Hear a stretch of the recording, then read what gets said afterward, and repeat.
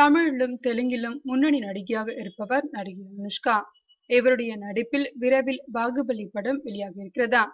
ரசிகர்கள் ஆவலோடு எதிர்நோக்கி காத்திருக்கும் இப்படத்தை இயக்குனர் ராஜமௌலி இயக்கியுள்ளார். இப்படத்தை பெரிதும் நம்பிக்கையோடு எதிர்பார்த்து காத்திருக்கும் அனுஷ்காவிற்கு அவர் வீட்டில் மாப்பிள்ளை பார்த்துள்ளதாகவும் அடுத்த வருடம் ஆரம்பத்தில் திருமணம் நடக்க உள்ளதாகவும் செய்திகள் வெளியானது.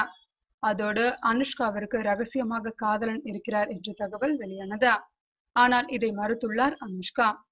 தமிழ், தெலுங்கு, இந்தி, மலையாளம் ஆகிய 4 மொழிகளில் தயாராகியுள்ள பாகுபலி படத்தின் அறிமுக நிகழ்ச்சிக்காக சென்னை வந்த அனுஷ்கா இது குறித்து நிருபர்களுக்கு பேட்டியளித்துள்ளார்.